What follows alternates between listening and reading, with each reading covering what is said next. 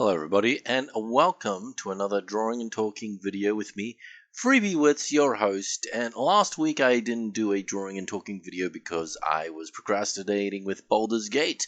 I play Dungeons and Dragons every week with some of my friends online, so that should tell you what kind of person I am. I love role-playing, I love D&D, and well, as much as I like drawing, I can get distracted. So today we're drawing and talking about someone named Aunn Tallspine, and I hope I pronounced that correctly. Now, it's a very difficult to pronounce name, at least for me, so I'm just going to call her by her fake name, Aunn. I believe that's how it's pronounced.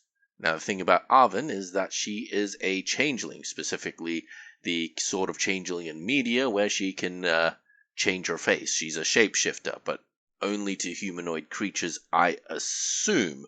In D&D, at least, a changeling can only change their appearance to match other humanoid-type creatures. You can't just make yourself suddenly stronger or small enough to crawl into a hole or anything like that. No, it's limited to cosmetic appearances, so very good for infiltration and all that sort of thing.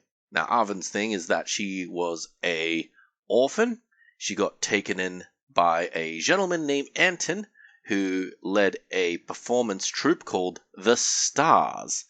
And, well, they're actors on the road and such. It doesn't specifically state that they're circus people, but I choose to believe they're essentially circus people. Anyways, Aunn grows up, and she falls in love with someone named Hadari. But here's the thing. Aunn never shows anyone that she's actually a changeling. She keeps that kind of secret except to her adopted father, Aunn. So anyway, she falls in love with a guy named Hadari, and eventually she reveals her true self to him. Hey, Hadari, man, I'm actually a changeling. And he freaks out and tries to kill her, and gives her a big old scar on her left eye, which I do end up drawing on her face eventually. At which point, well, it's her first relationship.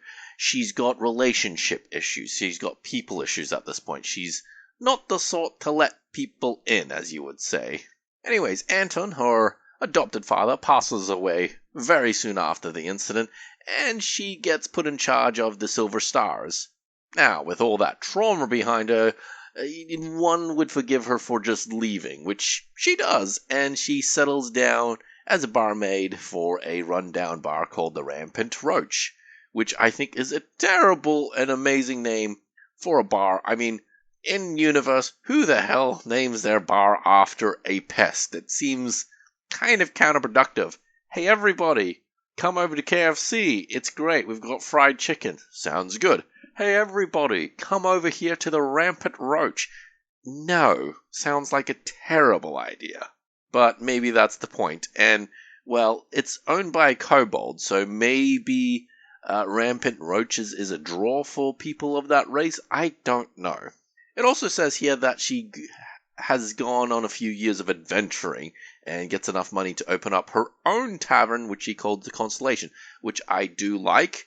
Because, stars and such like that. It's apparently a concert hall and a tavern. She gets really famous, but it specifically states that she doesn't trust many people due to her past. So, while this character sheet doesn't really spell out much to us per se, we do learn that, number one, she's a performer who doesn't really shapeshift, I assume, all that much, which is a shame, because that's what changelings do. And if you're a bard-type character, it just seems like the natural thing to do. That said, I do believe bards get the spell disguise self pretty early on, or at least certain illusion-type spells that can change their appearance. So, in that case, maybe she can tell everybody, oh, I'm not actually a changeling, I just happen to be a human being with the magic powers to change my appearance. Now this is just assuming we're talking about Dungeons and Dragons specifically. This could be a completely separate fantasy universe that happens to have kobolds and changelings.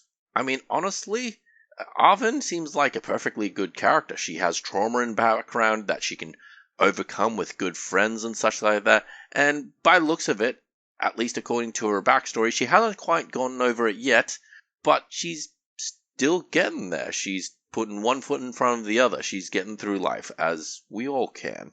Just a couple notes before I head off. If you look at her gloves, she has little patterns at the base of her gloves. Those to represent goat horns, aka devil horns, as a subtle nod that all bards are pretty much rock stars. And I decided to add the stars into her iconography a bit. So you see on her little lute or guitar thingy, the little tuning bits on it are in the shape of a star. Anyways, that's my drawing and talking video. Please like, comment, and subscribe, and I hope to see you all some other day. Bye-bye.